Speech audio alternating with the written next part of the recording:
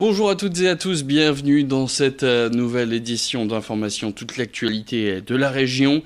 Et ce jeudi, c'est la journée mondiale du Rhin. Les établissements hospitaliers se mobilisent à cette occasion.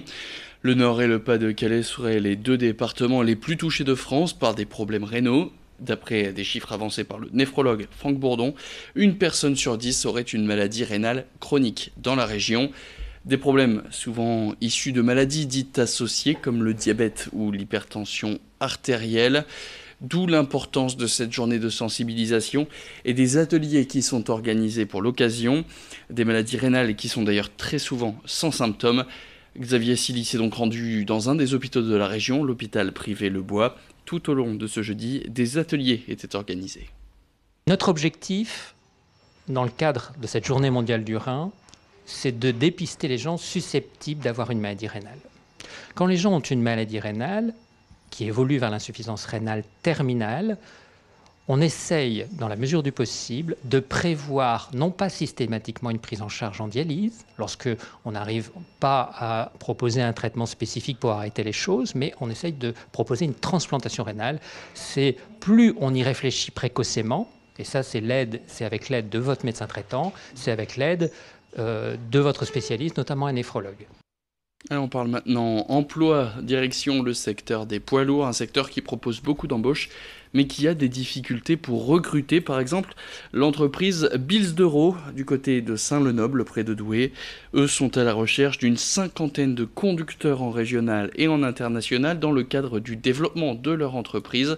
Un secteur qui recrute aussi de plus en plus de personnes en reconversion. Alors comment expliquer les difficultés qu'a ce secteur à recruter ? Eh bien, on est allé poser la question à leur DRH, Isabelle Lebehan. On l'écoute tout de suite. Difficulté de recruter parce que tout le monde recrute les mêmes conducteurs. Donc du coup, on met en place beaucoup de partenariats avec Pôle emploi, avec Proche emploi et on accompagne des collaborateurs qui sont en changement de métier, qui n'étaient pas conducteurs et deviennent conducteurs. Avant, il y avait le service militaire, le bon service militaire, où il y avait un certain nombre de personnes qui passaient leur permis. Et aujourd'hui, c'est un peu plus compliqué. Alors, il y a une grande campagne qui est aidée par la branche pour réussir à changer l'image de marque du conducteur, parce qu'aujourd'hui un conducteur super poids lourd, c'est quelqu'un qui a l'informatique embarquée, qui a la responsabilité de sa cargaison. Un conducteur qui fait des heures fait entre 2000 et 2500 euros net, tout confondu entre ses heures et ses frais. Autre question que nous avons posée à cette DRH, Isabelle Lebehan, DRH de chez Bills d'Euro. Quel est le profil du candidat idéal pour postuler à ces 30 ou 50 postes de conducteurs régionaux ou internationaux ? On l'écoute tout de suite. Déjà, il faut avoir envie et aimer conduire, c'est la base. Accepter une certaine autonomie parce qu'on est dans son camion, quoi. Alors certes en contact avec nos exploitants via nos outils embarqués, mais il faut aussi avoir le sens du client. Il faut avoir un vrai sens des responsabilités d'un point de vue sécurité, parce qu'un camion, c'est un certain nombre de tonnes et ça peut être dangereux le cas échéant si on ne respecte pas. Mais c'est surtout, il faut aimer le métier et aimer être un peu indépendant, autonome, un bon relationnel client. Voilà. Après la formation, c'est pas...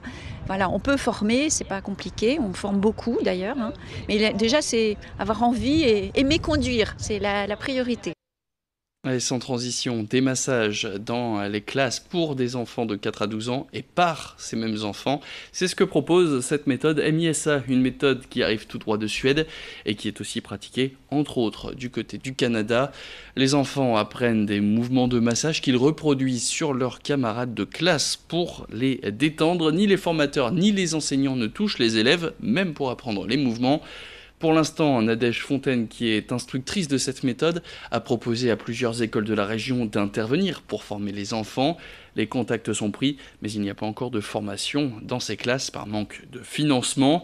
Elle a quand même déjà effectué une démonstration dans la classe de son fils que vous avez pu voir sur ces images qui s'est prêtée au jeu.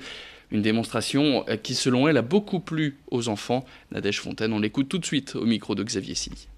Au niveau des massages pour enfants, ça apporte énormément de bien-être déjà aux enfants. Ça leur permet aussi d'avoir une possibilité de demander la permission et d'avoir un aspect au niveau du corps qui est différent de ce qu'on peut voir dans la cour, où les enfants se poussent, où parfois ils peuvent être violents les uns envers les autres. Donc là, ça leur permet d'apprendre le respect vis-à-vis de soi, vis-à-vis des autres. Ça diminue aussi les conflits en règle générale et ça leur apporte vraiment du bien-être et de la détente au niveau des classes par exemple, où quand la classe est un peu surchauffée, ça permet de diminuer un petit peu les tensions ou l'excitation des enfants. Et puis on passe au portrait de cette édition, celui de Phénoméno, alias Hugo, dans la vraie vie. Le jeune rappeur de 19 ans est atteint de myopathie. Souvenez-vous, nous l'avions rencontré l'année dernière lorsqu'il avait sorti son premier single appelé Love. Et bien cette fois, le jeune homme sort un EP de 4 titres. Pendant 72 jours, Phénoméno souhaite promouvoir ses futurs titres qu'il fera découvrir le 3 mai prochain sur cet EP qui sortira et qu'il a baptisé Ring.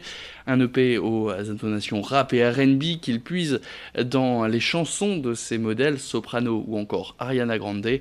Margot Sailly a rencontré le jeune rappeur pour parler de son nouvel EP. Je vous propose tout de suite de l'écouter. J'ai enregistré mon EP au studio Lézard avec un très bon ingé son, c'est Matisse. Donc voilà, pour cet enregistrement, j'ai pas du tout ressenti de stress parce que j'ai eu l'habitude, j'ai pris l'habitude. Le seul stress que je peux avoir, c'est maintenant, c'est avant la sortie. Le stress, est-ce que ça va plaire? Est-ce que ça va marcher? Est-ce que vous allez danser dessus, apprécier ce que j'ai fait? Voilà, moi maintenant, c'est ma seule crainte, on va dire. Allez, c'est la fin de cette édition. Merci à toutes et à tous de l'avoir suivi. Restez avec nous dans le prochain quart d'heure. Dans le prochain flash, on reviendra sur cette information, cet appel de la LPA, appel à la stérilisation des chats, puisque mercredi prochain, ce sera donc le printemps, saison des amours pour les animaux, et les premières portées de chats vont apparaître, et les chatons vont encore finir nombreux dans les refuges pour animaux. Pour lutter contre ce phénomène, il est donc important de stériliser son chat dès l'âge de 6 mois pour éviter d'avoir de mauvaises surprises. Surtout si votre animal a pour habitude de sortir de votre domicile. On reviendra donc sur cette information dans le prochain flash. Merci à toutes et à tous de l'avoir suivi. Tout de suite, la météo.